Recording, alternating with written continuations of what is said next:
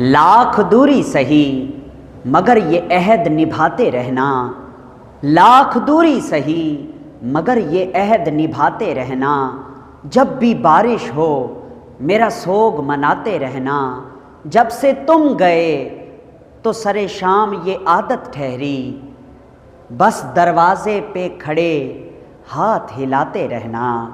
बिस्मिल्लाहिर्रहमानिर्रहीम। अस्सलामु अलैकुम दोस्तों, आपका sir Zeeshan Haider FSC chemistry first year और चैप्टर नंबर 14, और आज हम चैप्टर नंबर 14 का लेक्चर नंबर 2 स्टडी करने जा रहे हैं। प्यारे बेटे, आज हम जो पढ़ेंगे उसका नाम है एयर पोल्यूटेंट। ये टॉपिक हम पहले से 10th क्लास में स्टडी कर चुके हैं, मगर कुछ नई बातें हैं जो यहाँ पर आपको पढ़ाई जाएंगी। तो आइए देखते हैं हमारे आज के लेक्चर की हेडिंग क्या बनती है। चैप्टर नंबर 14 का लेक्चर नंबर 2, जिसका टाइटल है एयर पोल्यूटेंट। पोल्यूटेंट क्या होते हैं? पोल्यूटेंट वो चीज़ें हैं जो ख़राब करती हैं, किसको? माहौल को ख़राब करती हैं। मगर इस जगह पर चूँकि हम हवा की बात कर रहे हैं, एयर की, हवा नाचती है, फ़िज़ा गा रही है, बड़ी तमकीनत से बहार आ रही है, आए बहार जाए खिज़ां हो चमन दुरुस्त, बीमार साल भर के नज़र आने लगे तंदुरुस्त। क्योंकि हम एयर पोल्यूटेंट की बात कर रहे हैं तो इसलिए एनी सब्सटेंस वो सॉलिड की फॉर्म में, लिक्विड की फॉर्म में या गैस की फॉर्म में हो सकता है, इन द एयर, हवा में, विच हैव, जो रखता है, एडवर्स इफेक्ट, बड़ा जालिम असर रखता है, ऑन ह्यूमन हेल्थ, इंसान की हेल्थ पर, एंड क्वालिटी ऑफ लाइफ पर, लाइफ की क्वालिटी को ख़राब करे और ह्यूमन हेल्थ को ख़राब करे, डिस्टर्ब करे, उस पर असरात डाले, उस सब्सटेंस को, चाहे वो लिक्विड हो, चाहे वो गैस हो, चाहे वो सॉलिड हो, हम लोग क्या कहते हैं? Air pollutant is called an air pollutant. Okay जी। अब एयर पोल्यूटेंट होते हैं दो तरह के, अगर हम इनकी क्लासिफिकेशन करें तो एक होते हैं प्राइमरी एयर पोल्यूटेंट और दूसरे होते हैं secondary air pollutant. Primary air pollutant क्या होते हैं? ऐसे पोल्यूटेंट जो डायरेक्टली हवा में शामिल हो जाते हैं। डायरेक्टली से ये मुराद है कि कहीं पर आग लग गई तो वहाँ से जो धुआं निकला उसमें मौजूद एयर पोल्यूटेंट, उस धुएं से जो पोल्यूटेंट निकले वो प्राइमरी पोल्यूटेंट। इसी तरह फैक्ट्री में आग, फैक्ट्रियों के अंदर जो केमिकल रिएक्शन हो रहे होते हैं या कंबस्शन के प्रोसेस होते हैं, वहाँ से जो धुआं वगैरह निकलता है उनकी चिमनी से, या गाड़ियों में जब फॉसल फ्यूल जलते हैं तो वहाँ से जो धुआं एग्जॉस्ट निकलता है डायरेक्टली आ करना ऐसे ही हवा में शामिल हो जाता है, तो हम उन्हें प्राइमरी पोल्यूटेंट कहते हैं। हमारी बुक वाले ने भी लिखा हुआ है कि primary pollutants are substances directly produced or emitted, पैदा होते हैं डायरेक्टली और फिर खारिज कर दिए जाते हैं, such as ash from volcanic eruption। जब पहाड़ फटता है, वोल्केनिक eruption होती है जिसमें से लावा निकलता है, तो उसमें बहुत सारी गैसेस भी निकलती हैं और उस लावा के फटने से जो ऐश बनती है उसमें भी पोल्यूटेंट होते हैं, दैट आर प्राइमरी पोल्यूटेंट। या फिर carbon monoxide from motor vehicle exhaust, यानी कि गाड़ियाँ, उनके इंजन में जो कुछ जल रहा होता है फॉसल फ्यूल, उनमें से जो बाहर निकलती है कार्बन मोनोऑक्साइड, वो भी प्राइमरी पोल्यूटेंट है।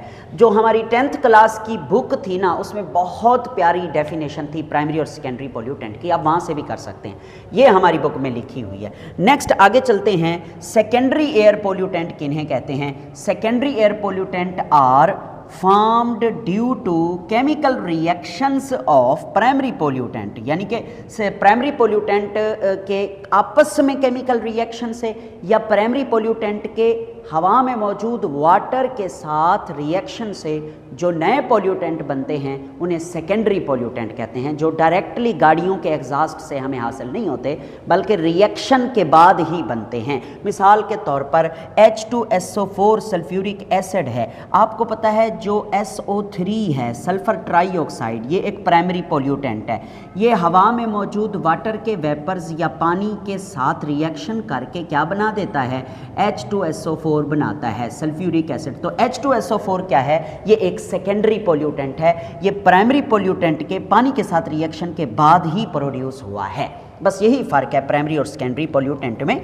हमारी 10th क्लास की बुक में एग्जाम्पल्स भी मौजूद थी, प्राइमरी पोल्यूटेंट की अलग और सेकेंडरी पोल्यूटेंट की अलग, वहाँ से भी आप कर सकते हैं, मगर नई किताब है तो इसी से ही बातें हमें पढ़नी चाहिए। उसके बाद नेक्स्ट अब हम आगे चलते हैं कि मोस्ट इम्पॉर्टेंट एयर पोल्यूटेंट, कुछ 11-12 मोस्ट इम्पॉर्टेंट एयर पोल्यूटेंट हैं जिनके हमने नाम याद करने हैं।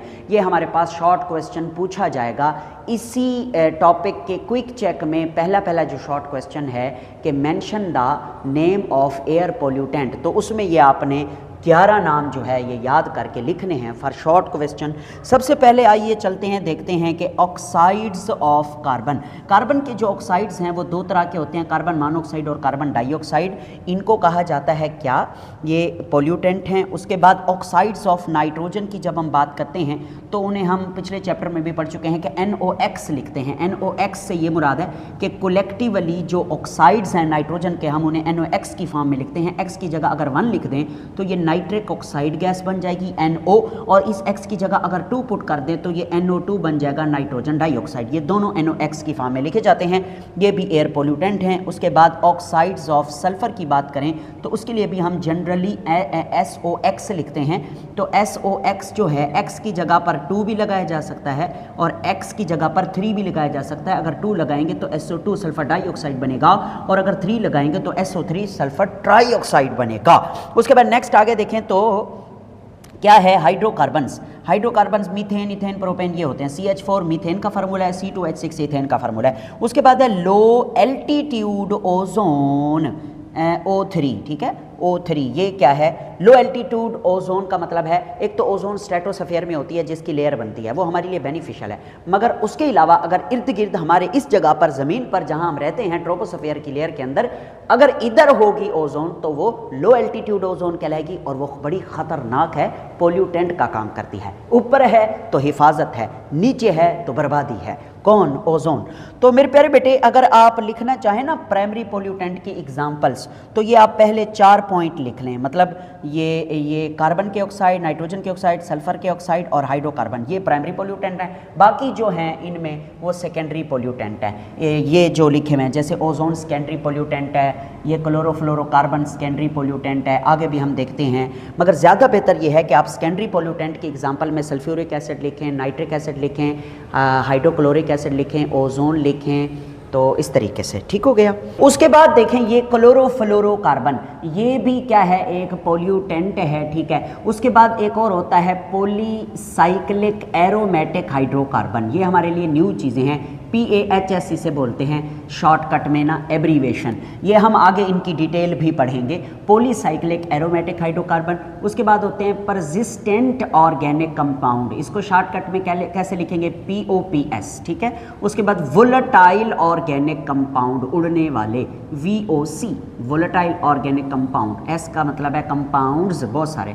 उसके बाद है पार्टिकुलेट मैटर, जिसे हम PM लिखते हैं। और नेक्स्ट है हैवी मेटल्स, जैसे कि लेड, मरकरी और कैडमियम है। तो ये नाम आपने अच्छी तरह से प्रिपेयर करने हैं, इनको आपने रटा लगाना है, तैयारी करनी है, क्रैम करना है। ओके, नेक्स्ट आगे देखते हैं। तो ये टॉपिक है sources of air pollution. Air pollution के सोर्सेज कौन कौन से हैं? 2 तरह के सोर्सेज होते हैं, एक नेचुरल सोर्स होता है, कुदरती सोर्स, जिसमें इंसान का कोई अमल दखल नहीं है, इंसान की हरकतों से कोई नुकसान नहीं हो रहा। दूसरा होता है मैन मेड सोर्सेज, या जिनको हम आर्थोपोजेनिक सोर्सेज भी कहते हैं, आगे भी डिटेल से हमने पढ़ना है। तो सबसे पहले हम नेचुरल सोर्सेज की बात करते हैं। नेचुरल सोर्सेज जो ज़्यादातर पोल्यूटेंट पैदा करते हैं वो कौन कौन से हैं? एक है पार्टिकुलेट मैटर। पार्टिकुलेट मैटर क्या होते हैं ये भी बताता हूँ, और ये कैसे नेचुरली पैदा होते हैं ये भी बताता हूँ। दूसरा है ऑक्साइड्स ऑफ नाइट्रोजन, ये भी नेचुरली पैदा होते हैं, नेचुरली ये ऑक्साइड्स ऑफ नाइट्रोजन पोल्यूटेंट हैं। उसके बाद है हाइड्रोजन सल्फाइड, ये भी पोल्यूटेंट है, ये भी नेचुरली जनरेट होता है। उसके बाद है मीथेन, CH4, ये भी एक पोल्यूटेंट है जो कि नेचुरली प्रोड्यूस होता है। तो सबसे पहले पार्टिकुलेट मैटर की बात करते हैं। पार्टिकुलेट मैटर का मतलब होता है ज़र्रात, मिसाल के तौर पर मिट्टी है या कोई और ज़र्रात हैं, ठीक है, कूड़ा क्रिकेट से उड़ने वाले, हवा में मौजूद ज़र्रात को बोलते हैं पार्टिकुलेट मैटर। तो 4 चीज़ें लिखी हुई हैं। पहली चीज़ कि naturally occurring PM is dust, मिट्टी, ठीक है, मिट्टी जो डस्ट होती है, ज़मीन के ऊपर तय जमी होती है मिट्टी की, ये नेचुरली अकरिंग पार्टिकुलेट मैटर है, डस्ट, मिट्टी, ठीक है। उसके बाद है बायोलॉजिकल मटेरियल को भी आप PM कह सकते हैं, पार्टिकुलेट मैटर कह सकते हैं, बायोलॉजिकल मटेरियल, जैसे कि स्पोर है, पोलन्स हैं। स्पोर किसे कहते हैं और पोलन्स किसे कहते हैं? आपको पता है जो पौधे होते हैं ना, वो अपनी अफजाइश के लिए, नशोनुमा के लिए, अपनी नस्ल आगे बढ़ाने के लिए या तो स्पोर पैदा करते हैं या पोलन ग्रेन पैदा करते हैं। और वो पोलन ग्रेन जब आंधी आती है तो पौधे के फूल के ऊपर जो पोलन ग्रेन्स होते हैं वो सारे बिखर के हवा में फैल जाते हैं और बहुत सारे लोगों को इन पोलन ग्रेन से एलर्जी होती है। ये पोलन ग्रेन पार्टिकुलेट मैटर कहलाते हैं। इसी तरह स्पोर भी होते हैं। और एनिमल डेबर्स जो होते हैं, यानी जो जानवर हैं उनके जिस्म के ऊपर जो बाल हैं वो हो गए, या फिर जानवरों का जो फुजला है उसमें से जो तिनके वगैरह बन के उड़ते हैं वो हो गए। तो जानवरों का जो कूड़ा क्रिकेट है, यू कैन से, इनको भी हम PM में लेते हैं, पार्टिकुलेट मैटर में। उसके अलावा जब वोल्केनिक अरप्शन होती है, पहाड़ फटता है, तो उसमें से भी बहुत सारा material as a particulate matter के तौर पर लिया जाता है। और विंड इरोजन, विंड इरोजन का मतलब होता है मिट्टी का तूफान। कभी कभी देखा है, अभी पिछले गर्मियों में हमारे यहाँ मिट्टी का तूफान आया था, मिट्टी मिट्टी लगती थी, लोग भूश बने हुए थे, मोटरसाइकिल पे बैठ के तो जा ही नहीं सकते थे, खड़े खड़े लोग भी भूश बन गए। मिट्टी का तूफान, उसे विंड इरोजन कहते हैं।